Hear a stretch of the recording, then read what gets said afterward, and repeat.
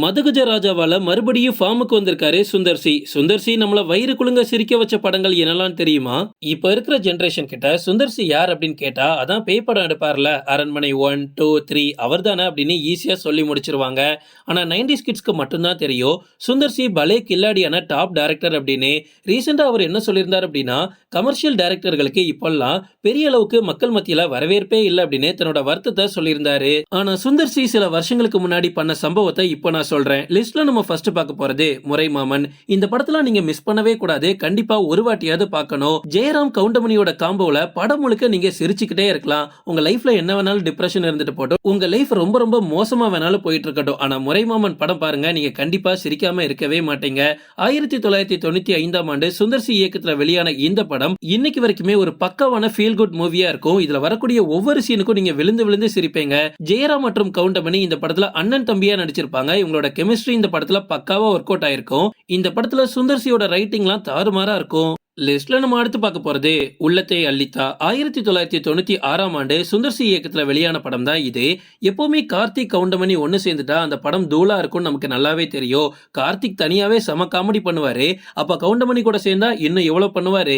அது கூட மணிவண்ணனும் சேர்ந்தா எவ்வளவு அல்டிமேட்டா இருந்திருக்கும். அந்த மாதிரி அல்டிமேட் காமெடி இந்த படம் முழுக்க இருக்கும். படம் ஆரம்பிக்கும் போது நீங்க சிரிக்க ஆரம்பிப்பீங்க, படம் முடிகிற வரைக்கும் நீங்க சிரிச்சுக்கிட்டே தான் இருப்பீங்க. அந்த அளவுக்கு சுந்தர் சியோட ஹியூமர் சென்ஸ் இந்த படத்துல பக்காவா ஒர்க் அவுட் ஆயிருக்கும்.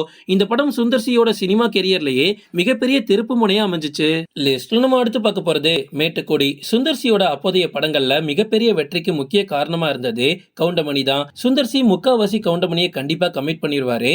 ஏன்னா அவரோட ஹியூமர் சென்ஸ்க்கு கவுண்டமணி தான் பக்காவா செட் ஆயிட்டு இருந்தாரு. படத்துல கொஞ்சம் கூட போரே அடிக்காது அப்படின்ற பெயர் வாங்கி கொடுத்த படம் தான் இந்த மேட்டுக்கொடி. அந்த அளவுக்கு இவங்க ரெண்டு பேரும் இந்த படத்துல தூளா நடிச்சிருப்பாங்க. உள்ளத்தை அள்ளித்தா படத்துக்கு அப்புறமா உடனே சுந்தர் சி பண்ண படம் தான் இந்த மேட்டுக்கொடி.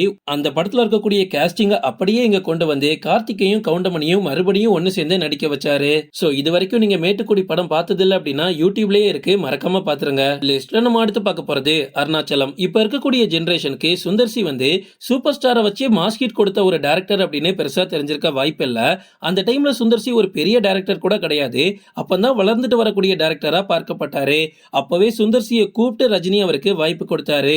அந்த வாய்ப்பை கொஞ்சம் கூட மிஸ் பண்ணிடக்கூடாது அப்படின்னு சரியா பயன்படுத்தி சுந்தர் சி பண்ண சம்பவம் தான் அருணாச்சலம். அருணாச்சலம் ரஜினியோட கெரியர்லயே ஒரு மிகப்பெரிய பிரம்மாண்டமான வெற்றியை கொடுத்துச்சு.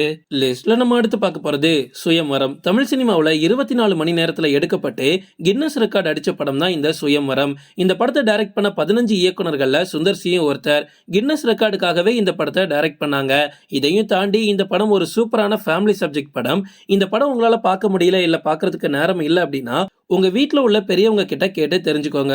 லிஸ்ட்ல நம்ம அடுத்து பார்க்க போறது வின்னர். கைப்புள்ள அப்படின்ற ஒரு சூப்பரான கேரக்டரை நம்ம தமிழ் சினிமாவுக்கு கொடுத்ததே சுந்தர் சி தான். அந்த டைம்ல சுந்தர் சிக்கும் சரி, பிரசாந்துக்கும் சரி, வடிவேலுக்கும் சரி ஒரு மிகப்பெரிய திருப்பு முனையா இருந்த படம் வின்னர். வடிவேலும் அந்த டைம்ல கால் உடஞ்சி நடிக்க முடியாம இருந்தாரு. பட் அவரை கூப்பிட்டு கைப்புள்ள கேரக்டரே இப்படிதாண்டா நடக்கும் அப்படின்னு சொல்லி வடிவேல நொண்டி காலோட நடக்க வச்சு அதே ஒரு கேரக்டரா மாத்தினாரு பாத்தீங்களா சுந்தர் சி. உண்மையாவே ஒரு மிகப்பெரிய ஹேட்ஸ் ஆஃப். அதே மாதிரி பிரசாந்துக்கும் அந்த டைம்ல பெருசா எந்த ஒரு படங்களும் ஓடாம டவுன்ஃபால்ல தான் இருந்தாரு. அவருக்கும் இந்த படம் அவரோட கெரியர்ல மிக முக்கியமா இருந்திருக்கும்.